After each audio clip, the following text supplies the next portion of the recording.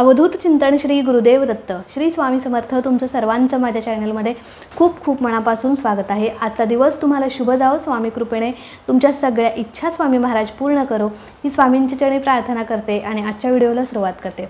आजच्या व्हिडिओमध्ये आपण खूप सुंदर सेवा बघणार आहोत। तुमच्यापासून माझ्यापर्यंत आपल्या सगळ्यांच्या घरात वाद होतात, भांडण होतात, कटकटी होतात। अर्थात आपण आपल्या घरामध्ये एकटे राहत नाही, आपल्या घरात आपल्यासोबत अनेक सदस्य असतात, परिवार आपला असतो आणि प्रत्येकाचे स्वभाव, प्रत्येकाचे विचार हे वेगळे असतात। मग त्याचं याच्याशी पटत नाही किंवा याचं त्याच्याशी पटत नाही, याचा विचार मत त्याला पटत नाही आणि वाद निर्माण होतात किंवा कटकटी होतात। तर बघा, काही काळापर्यंत हे भांडण चालू राहतं, पण काही काळानंतर मिटतं देखील आणि आपण एकत्र होतो, ते भांडण मिटतं। पण काही घरं असे देखील आहेत ज्यांच्या घरामध्ये सतत भांडण कटकट होत असते। म्हणजे असं त्यांचा एक दिवस पण जात नाही की त्यांच्या घरामध्ये वाद कटकट होत नाही। बघा, आपल्या सगळ्यांना माहीत आहे की जिथे वाद कटकटी सतत होतात, भांडण जिथे होतं तिथे माता लक्ष्मी कधीही नांदत नाही किंवा कधीही वास्तव्य करत नाही। उलट जिथे शांतता आहे, समाधान आहे, हस्तखेळतं वातावरण आहे, प्रसन्न वातावरण आहे, तिथे माता लक्ष्मी अखंड वास्तव्य करत असते। बघा, तुमच्या घरात जर सतत क्षुल्लक कारणावरून, म्हणजे माझ्या वस्तूला या हात का लावलास किंवा ही माझी वस्तू तू का वापरलीस, या कारणावरून जर तुमच्या घरामध्ये सतत वाद, म्हणजे या क्षुल्लक कारणावरून वाद होत असतील तर ते अजिबात चांगलं नाही। बघा, हे सगळं आपल्या घरात घडत असतं त्यावेळी आपल्या मनात एका पॉईंटला विचार येतो की हे म्हणजे घर सोडून कुठं निघून जावं की काय, किंवा जीव द्यावे की काय, असे नकारात्मक विचार देखील आपल्या मनामध्ये येत असतात।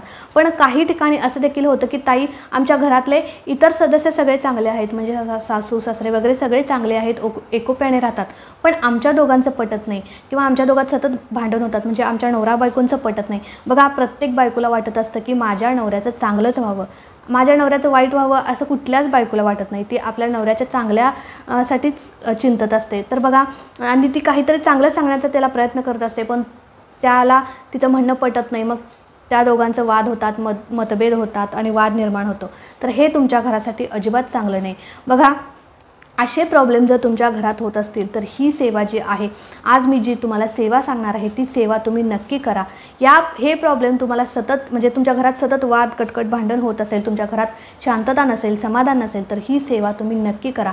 ही इतकी प्रभावी सेवा आणि इतकी शीघ्र फलदायी सेवा आहे की नक्कीच ही सेवा जर तुम्ही कराल तर 7 दिवसाच्या आत तुम्हाला चांगला परिणाम दिसून येईल। सततचं वाद, भांडण, कटकटी पूर्णपणे कमी झालेला तुम्हाला अनुभवायला येतील। मला कमेंटमध्ये नक्की सांगा, नक्कीच तुम्हाला याचा 7 दिवसाच्या आत चांगलाच रिझल्ट येईल। तर आता सेवा काय करायची आहे, तर बघा, ही सेवा तुम्ही कधीपासून देखील करू शकता। असं काही नाही की याच स्पेसिफिक दिवसापासून चालू केली पाहिजे किंवा गुरुवारपासून चालू केली पाहिजे, असं काही नाही। फक्त तुम्हाला 21 दिवसाची सेवा ही करायची आहे। आता 21 दिवसाची सेवा करताना तुम्हाला संकल्प पहिल्यांदा करायचा आहे। संकल्प करताना हातात थोडंसं पाणी घ्या, फूल घ्या, अक्षता घ्या आणि मग अर्थात पहिल्यांदा ही सेवा करताना तुमच्या घरात, देवघरात स्वामींचा फोटो, मूर्ती असलंच पाहिजे। छोटा असो मोठा असो, पण स्वामींचा फोटो किंवा मूर्ती ही असलीच पाहिजे।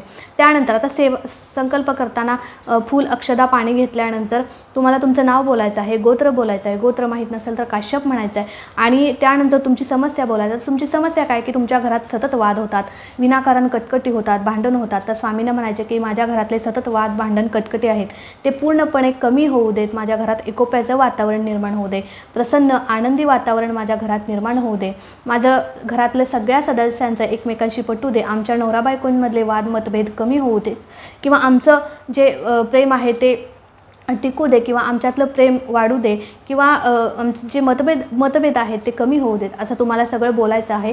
आणि ते संकल्पाचं जे पाणी आहे ते डिशमध्ये सोडायचं आहे आणि तुम्हाला हा 21 दिवसाचा संकल्प करायचा। आता 21 संकल्प हा एकदाच पहिल्या दिवशी करायचा। आता संकल्प केल्यानंतर तुम्हाला सेवेला चालू करायचं आहे आणि ही सेवा माझ्याकडून पूर्णपणे निर्विघ्नपणे पार पाडून घ्या असं स्वामींना देखील बोलायचं आहे। तर बघा, ही सेवा आता तुम्हाला कशी करायची, तुम्हाला पहिल्यांदा सेवा चालू करताना 1 ग्लास पाणी घ्यायचं आहे। आता 1 ग्लास पाणी घेतल्यानंतर तुम्हाला 2 अगरबत्ती प्रज्वलित करायच्या आहेत। अगरबत्ती प्रज्वलित केल्यानंतर तुम्हाला ती अगरबत्ती जोपर्यंत विझत नाही, जोपर्यंत चालू आहे, तोपर्यंत तुम्हाला श्री स्वामी समर्थ या मंत्राचा जप करायचा आहे। आता जप करताना तुमचं सगळं लक्ष, सगळं मन, म्हणजे एकाग्र मन तुमचं त्या सेवेमध्ये असलं पाहिजे। तुमचं मन इतरत्र भटकतंय आणि तुम्ही सेवा करताय त्याचा बिलकुल पण फायदा होणार नाही। बघा, आणि ज्यावेळी ती अगरबत्ती जोपर्यंत विझत नाही तोपर्यंत तुम्ही श्री स्वामी समर्थ या मंत्राचा जप करायचा आहे। पण जप करताना तुम्ही त्या पाण्याकडे एकटक बघायचं आहे, म्हणजे त्या पाण्याकडे ग्लासमधलं जे आपण पाणी घेतलं आहे त्या पाण्याकडे एकटक बघत तुम्हाला श्री स्वामी समर्थ या मंत्राचा जप करायचा आहे। कंटिन्यू ती अगरबत्ती जोपर्यंत चालू आहे तोपर्यंत। बघा पाण्याकडे बघतच का करायचं, बघा पाण्यामध्ये अट्रॅक्ट करण्याची पॉवर आहे। अट्रॅक्ट करण्याची पॉवर जास्त कशामध्ये आहे तर पाण्यासारखी पॉवर अट्रॅक्ट करण्यासारखी कशामध्ये नाही। म्हणून आपल्याला त्याचा चांगल्यासाठीच वापर करायचा आहे। वाईट गोष्टींसाठी या सेवेचा किंवा या गोष्टीचा आपल्याला वापर करायचा नाही। पाण्यामध्ये अट्रॅक्ट करण्याची पॉवर आहे, म्हणून आपल्याला एकटक त्या पाण्याकडे बघत श्री स्वामी समर्थ, आणि वाईट गोष्टींसाठी स्वामी आपल्याकडून ही सेवा करून देखील घेणार नाहीत। म्हणून आपल्याला चांगल्या गोष्टींसाठीच ही सेवा करायची आहे। तर पाण्याकडे बघत एकटक तुम्हाला श्री स्वामी समर्थ या मंत्राचा जप करायचा आहे। तर आता ही सेवा झाल्यानंतर त्या पाण्याचं काय करायचं, बघा तुम्ही ते पाणी जे आहे ते तुमच्या माठात पिंपात ओतू शकता, पण काळजी ही घ्यायची की ते पाणी पूर्ण संपलं पाहिजे। बघा नळाला पाणी आल्यानंतर आपण ते म्हणजे नवीन पाणी भरण्यासाठी जुनं पाणी फेकून देतो।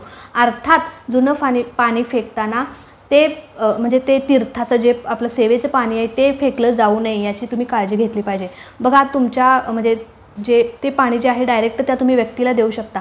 आता कसं आहे, काही व्यक्तींच्या मनात शंका येते की ही माझ्यावर काय करते किंवा ही मला असली सेवा करून काय पाणी देते वगैरे, पण त्या व्यक्तीला जर काही प्रॉब्लेम नसेल, तो व्यक्ती काही ऑब्जेक्शन घेणार नसेल, तर तुम्ही ते ग्लासमधलं पाणी डायरेक्ट त्या व्यक्तीला, म्हणजे जो सतत वाद करतो, कटकट करतो, भांडण करतो, टापट आहे, हट्टी आहे, त्या व्यक्तीला डायरेक्ट देऊ शकता।